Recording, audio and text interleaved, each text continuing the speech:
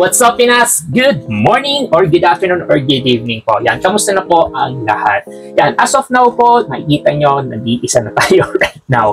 Yan yung kasama ko dati, naging busy lang po. Pero, yan, itatry na lang po natin na siguro weekly. Yan, kasi we're doing food vlog, comedy, funny skits. Yan ang ginagawa din po natin on the side. Pero, eto po, I try na magkaroon tayo ng weekly, yan, Saturday, Sunday na story vlog and of course yung mga commentary vlog. Pero as of now po, ito may nakita po tayo isang story dito ho sa social media, which is I'm sorry kung kanino po yung story nito, shoutout po sa inyo. Hindi ko nakuha yung pangalan nakuha ko lang po yung story pero yung pangalan hindi ko siya nakuha. Pero hello and shoutout sa iyo. And here we go po, ito po yung pinaka kwento po.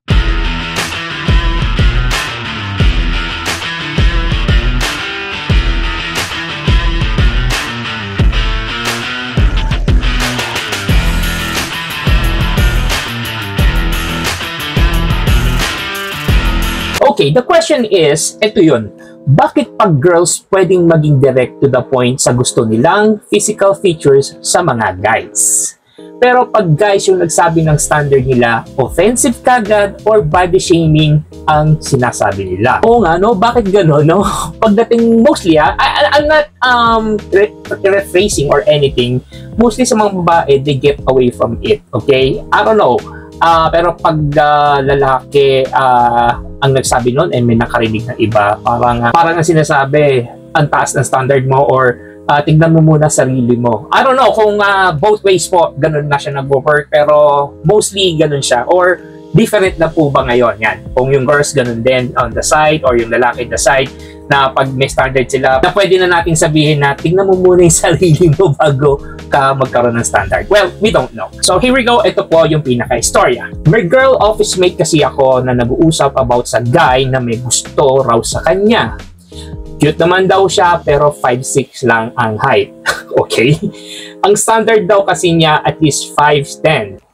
Then yung isa naman ang sabi, ang lakas daw ng loob ng short guys na manligaw or mag-approach if pandak naman sila. Aray ko naman. Huwag naman kayo ganyan. Okay. And then nagtawanan sila. Okay? I mean, I know it's a joke. Pero pag kayo okay lang magsabi, okay? Pero pag yung guys nagsabi ng gusto nila, body type, offensive agad. Siguro di ko dapat ma-overheard ang combo nila na yon. Maybe it's a private joke lang sa kanila. I'm not a even straight guy. Oh, okay. So yung nag-i-istorya nito is not a straight guy, okay? We know that, okay? Na-hurt lang ako ng slight as a short guy. Okay. So yung, okay, yung nagsasabi nito is a short guy. Even though hindi siya straight.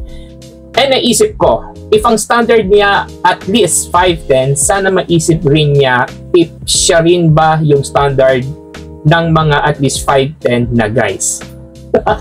Well, tama naman siya dito. So, everyone, guys or girls, mapapabae or lalaki, o isama na rin natin, straight or not po. Okay, what do you think about this story? Or may question ba regarding this topic? Sabihin na natin, iiwanan ko kayo ng mga question na which is pwede nyo sagutin sa comment section. Okay, number 1, tingin nyo ba preference lang ang height standards?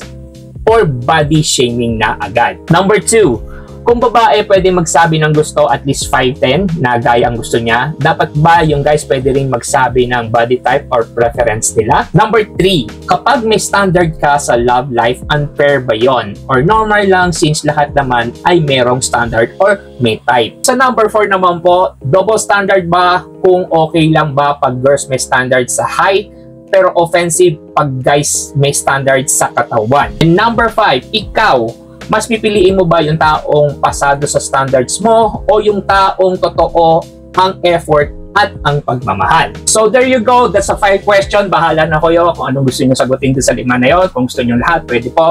Just comment on the comment section po. So bago tayo mag-end ng story natin, this is my stand on this. Standards are normal. Well, we have our preference, whether yung height, body type, personality, or even yung lifestyle po. Walang masama doon. Kasi attraction is personal, pero ang dapat nating bantayan ay yung attitude o yung pagkatao or character ng isang tao. Yan ang magandang standards. Kung gagamitin natin ang standard para lang mang-insulto or pagtawanan ng isang tao, yun ang hindi pasok, di ba? Yun ang pangit. Doon na nga siya nagiging body shaming na sinasabi natin. So kung quiet lang tayo or about what we're genuinely attracted to, just a preference, diba? Or sinasarili na lang natin siya. Or pwede nating sabihin to the closest best friend mo na pagkakatiwalaan mo na pagkwentuhan nyo ang mga bagay na ganito. Pero at the end of the day po, looks fade. Yan, nawawala po ang itsura ng isang tao. Standard can change too. Pero ang respect, hindi po yan nawawala.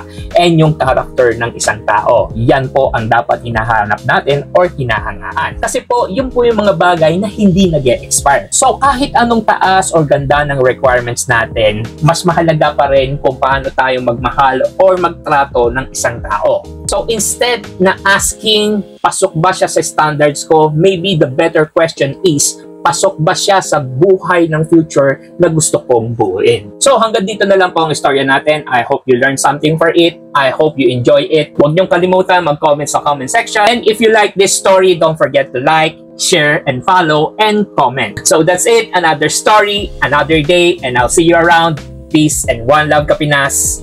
Much respect.